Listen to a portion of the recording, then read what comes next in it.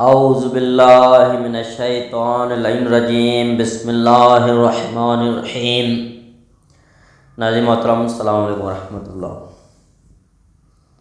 زندگی نامہ اور شہادت حضرت عباس علمدار کربلا۔ حضرت عباس بن علی بن ابی طالب کنیت ابوالفضل امام حسن اور امام حسین علیہ السلام کے بھائی 4 شعبان سن 26 ہجری کو مدینہ منورہ میں پیدا ہوئے اور 61 ہجری کو کربلا میں مقام شہادت پر فائز ہوئے۔ شہادت کے وقت آپ کی عمر مبارک 34 سال کی تھی۔ 14 سال اپنے پدر بزرگوار امیر المؤمنین کی زیر سایہ، 9 سال اپنے بھائی امام حسن علیہ السلام اور 11 سال امام حسین علیہ السلام کی زیر تربیت گزاری۔ آپ کی والدہ جناب فاطمہ بنت حزام بنی، جو نسل بنی کلاب سے ہے، جن کی کنیت ام البنین ہے، جن کے ساتھ امیر المؤمنین علی بن ابی طالب علیہ السلام نے جناب سیدہ فاطمہ زہرا سلام اللہ علیہا کے بعد جناب عقیل کی پیشنہاد سے شادی کی تھی۔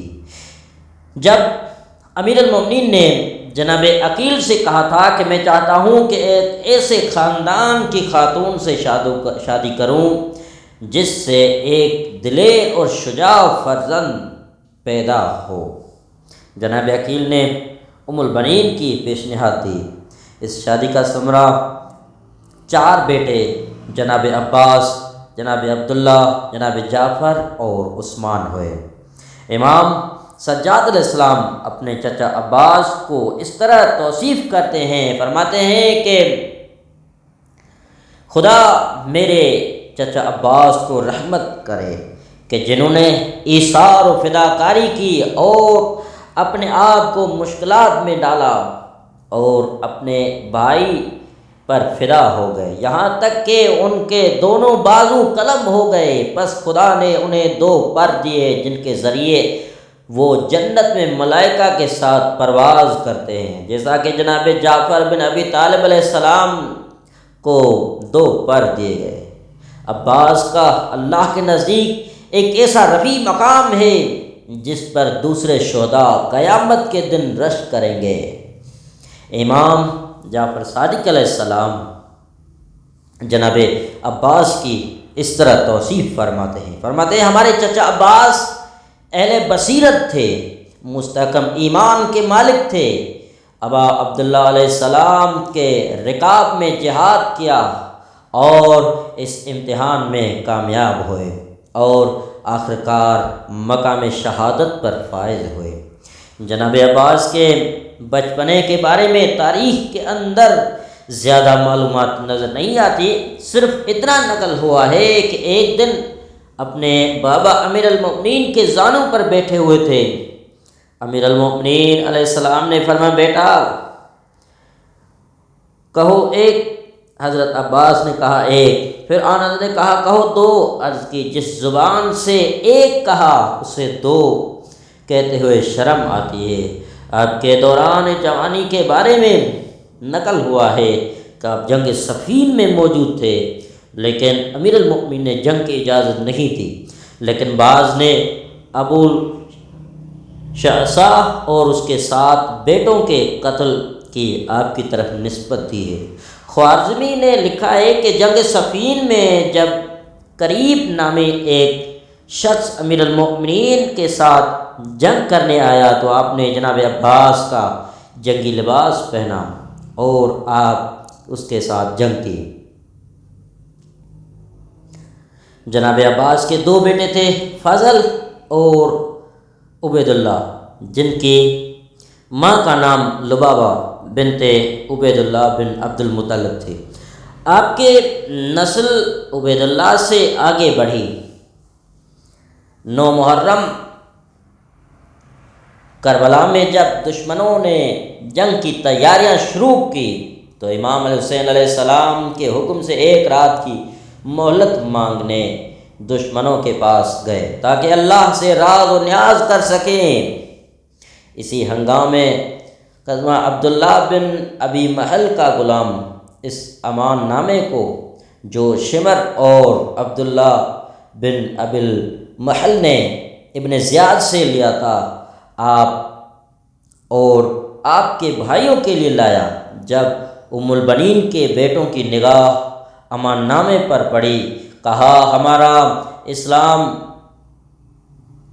کہ ہمارا سلام شمر کو پہنچا دینا اور کہنا ہمیں تمہارے امان نامے کی ضرورت نہیں ہے، اللہ کی امان ہمارے لیے کافی ہے۔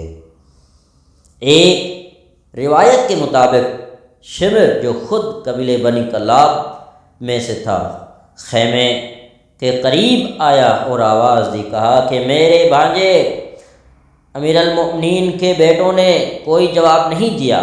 امام نے فرمایا اس کا جواب دیں، اگرچہ فاسق ہے۔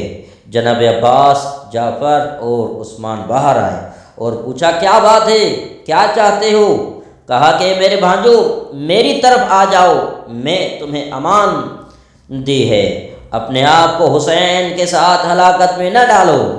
انہوں نے برا بھلا کہتے ہوئے کہا خدا کی لعنت ہو تم پر اور تمہارے امان نامے پر، کیا تم اپنے آپ کو ہمارا معمول سمجھ کر ہمیں امان دے رہے ہو؟ لیکن فرزند رسول خدا کے لیے امان نہیں ہے۔ کیا تم ہم سے یہ چاہتے ہو کہ ہم ملعون ابن ملعون کی اطاعت کریں؟ شمر کو غصہ آیا اور وہاں سے چلا گیا۔ شب عاشور امام علیہ السلام نے اپنے اصحاب کو جمع کیا اور ایک خطبہ کے درمیان اپنی بیعت کو ان پر سے اٹھا کر فرمایا آپ لوگ چلے جائیں، ان کو صرف مجھ سے مطلب ہے۔ اس ہنگامے سب سے پہلے جس نے اعلان وفاداری کیا جناب عباس ہے۔ انہوں نے عرض کیا ہم ایسا کیوں کریں؟ کیا اس لیے کہ آپ کے بعد زندہ رہیں؟ خدا کبھی ایسا دن نہ لائے۔ جب پیاس نے امام علیہ السلام اور اس کے اصحاب پر غلبہ ڈالا تو جناب عباس کو بلایا اور 30 سوار اور پیادہ افراد کے ہمراہ پانی کا انتظام کرنے بھیجا۔ وہ سب گئے، مشقیں بھریں، لیکن واپسی پر عمر بن حجاج زبیدی اور اس کے ساتھی جو فرات پر پہرا کھڑے تھے پانی لانے کی راہ میں مانے ہو گئے، لیکن حضرت عباس علیہ السلام اور نافع بن ہلال کے حملے سے تتر بتر ہو گئے اور اصحاب حسینی پانی کو خیموں تک پہنچانے میں کامیاب ہوئے۔ عاشور کے دن لشکر حسینی کو 2 حصوں میں میمنہ اور میسرہ میں تقسیم کیا۔ جناب عباس کو علمدار لشکر بنایا۔ اصحاب نے یکے بعد دیگری میدان میں جانا شروع کیا اور جب کوئی دشمن کے محاصرے میں پھنستا تھا تو عباس علیہ السلام اسے نجات دلاتے تھے، جیسے عمر بن خالد سیدادی، جابر بن حارث سلمانی، سر مولا عمر بن خالد کو دشمنوں نے اپنے محاصرے میں لیا تھا تو حضرت عباس نے دشمنوں پر حملہ کر کے انہیں نجات دلائی۔ جب تمام اصحاب حسینی اور بنی ہاشم کے کچھ جوان جام شہادت نوش کر چکے تھے تو حضرت ابوالفضل نے اپنے بھائیوں عثمان، عبداللہ اور جعفر سے کہا کہ میں قربان جاؤں، آپ کے میدان کارزار میں جاؤ اور اپنے مولا کی حمایت کرو یہاں تک کہ موت کی آغوش میں سو جاؤ۔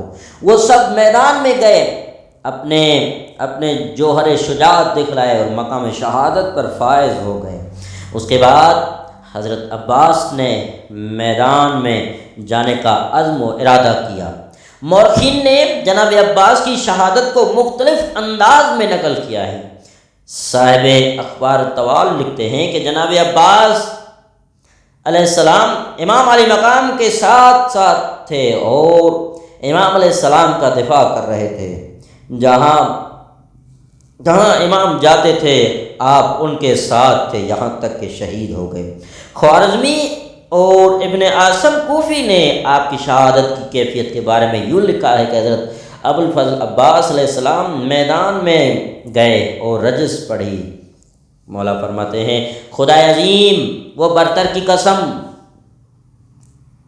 اور زمزم وغیرہ کی قسم اپنے بدن کو خون میں رنگین کر دوں گا حسین علیہ السلام کے دفاع میں کہ جو ہمیشہ صاحب فخر اور فضل و کرم رہے ہیں۔ آپ نے بہت سارے دشمنوں کو تحقیق کرنے کے بعد جام شہادت نوش کیا۔ امام علیہ السلام آپ کے سرانے پہنچے اور یوں فریاد بلند کی اعلان انکسر ظہری وقلت الحیلتی، فرماتے ہیں اب میری کمر ٹوٹ گئی اور کوئی چارہ کار باقی نہ رہا۔ صاحب الحوف اور مشیر الاحزان نے جناب عباس کی شہادت کو دوسرے انداز سے بیان کیا ہے۔ جب امام علی مقام پر پیاس کا غلبہ ہوا اور بھائیوں کے ہمراہ فرات کی طرف روانہ ہوئے، دشمنوں نے حملہ کر کے دونوں کو الگ الگ کر دیا اور جناب عباس شہید ہو گئے۔ ابن شہر آشوب آپ کی شہادت کے بارے میں رقم تراز جناب عباس حرم حسینی کے سقا قمر بنی ہاشم اور لشکر حسینی کے علمبردار اپنے دوسرے بھائیوں سے بڑے تھے، پانی کے لیے فرات کی طرف روانہ ہوئے۔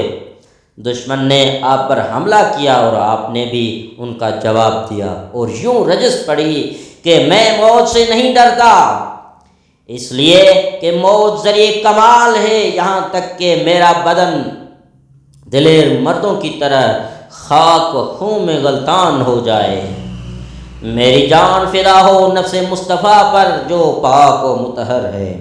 میں عباس ہوں، سقا میرا لقب ہے اور ہرگز دشمن کے ساتھ ملاقات کے وقت سے خوف ہراس اس نہیں رکھتا، فرماتے ہیں خوف و ہراس مجھے نہیں ہے۔ اس کے بعد آپ نے حملہ کیا اور دشمنوں کو تہس نہس کر دیا۔ زید بن ورقہ جہنی درخت کے پیچھے آپ کی طاق میں بیٹھا ہوا تھا اور حکیم بن طفیل شمسی کی مدد سے ایک ضربت ماری اور آپ کا دایاں بازو قلم کر دیا۔ جناب عباس نے تلوار کو دوسرے ہاتھ میں لیا اور یوں رجز پڑی کہ خدا کی قسم اگر میرا دائیں ہاتھ جو ہے قلم کیا تو کوئی بات نہیں، میں ابھی بھی اپنے دین کا دفاع کروں گا اور اپنے سچے امام کی حمایت کروں گا، اور جو پاک اور امین نبی کا فرزند ہے مسلسل جنگ میں مصروف رہے یہاں تک کہ ضعف بدن پر طاری ہوگا۔ اسی ہنگامے حکیم بن طفیل تائی کہ جو درخت کی کمین میں تھا دوسرا وار کیا تو بایاں بازو بھی قلم ہو گیا۔ آپ نے پھر رجز پڑھی کہ اے نفس کافروں سے مت ڈر اور خدائے جبار کی رحمت اور پیغمبر صلی اللہ علیہ وسلم کی ہم نشینی کی بشارت، انہوں نے ظلم و ستم سے میرا بایاں ہاتھ کاٹا، پروردگار انہیں دوزخ کی آگ میں جلا کر راکھ بنا دے۔ اس کے بعد اس ملعون نے ایک لوہے کے اسلحے سے ضربت ماری اور آپ شہید ہو گئے۔ مرحوم علامہ مجلسی صاحب مناقب کے کلام کو نقل کرنے کے بعد بعض مرسل منابع سے حضرت عباس کی شہادت کی کیفیت کو بیان کرتے ہیں۔ جب جناب عباس نے اپنے بھائی کو تنہا محسوس کیا تو ان کے پاس گئے اور میدان میں جانے کی اجازت طلب کی۔ امام علی مقام علیہ السلام نے فرمایا تم میرے علم بردار ہو، میرے لشکر کے سردار ہو۔ عرض کیا میرا دل تنگ ہو گیا ہے، میں زندگی سے سیر ہو گیا ہوں، میں ان منافقوں سے بدلہ لینا چاہتا ہوں۔ امام علیہ السلام نے فرمایا ان بچوں کے لیے تھوڑا سا پانی مہیا کر کے جاؤ۔ جناب عباس دشمنوں کی طرف آئے اور ان کو جتنا واعظ و نصیحت کیا ان پر کوئی اثر نہ ہوا۔ امام کے پاس واپس گئے اور قضیہ کی اطلاع دی۔ اتنے میں بچوں کی العطش کی صدائیں سنائے دیں، مشق کو اٹھایا اور گھوڑے پر سوار ہوئے تاکہ فرات کی طرف جائیں۔ 4000 سپاہیوں نے جو فرات پر پہرا دے رہے تھے آپ کو محاصرے میں لے لیا اور تیروں کی بارش شروع کر دی۔ انہیں دور بھگایا۔ ایک روایت کے مطابق ان میں سے 80 سپاہیوں کو مولا نے فی النار کیا۔ فرات میں داخل ہوئے، چلو میں پانی لیا تاکہ اسے پئیں، مگر امام حسین علیہ السلام اور ان کے بچوں کی پیاس یاد آ گئی۔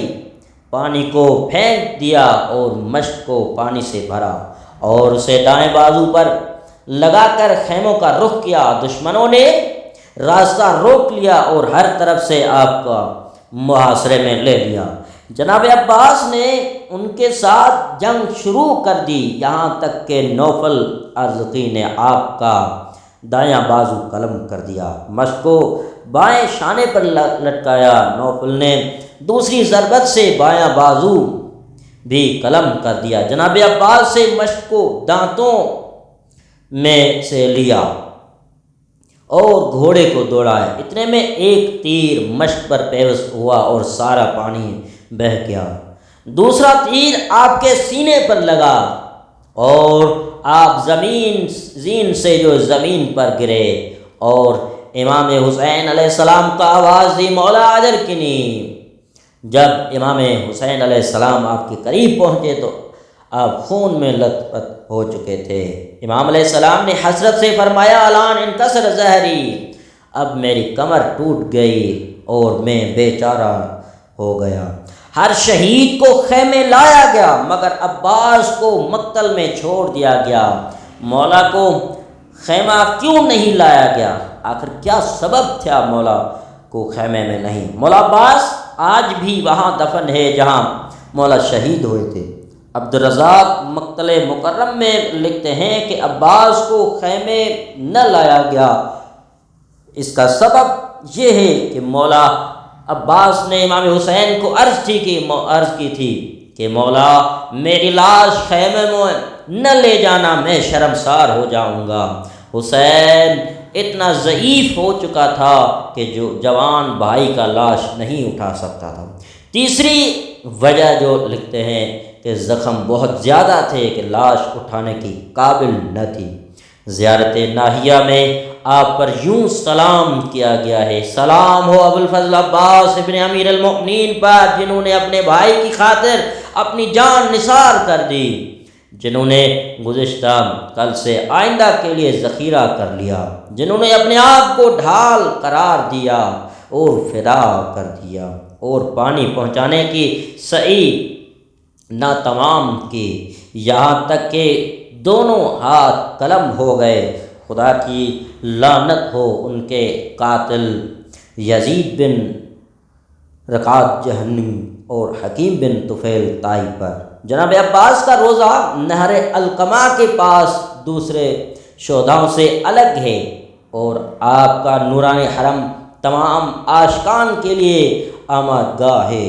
بس دعا ہے پروردگار سے کہ خدا ہم سب کو چارہ معصومین کی سیرت پر چلنے کی توفیق عنایت فرمائے اور چارہ معصومین کی زیارت سے ہمیں مشرف فرمائے۔ والسلام علیکم ورحمۃ اللہ وبرکاتہ۔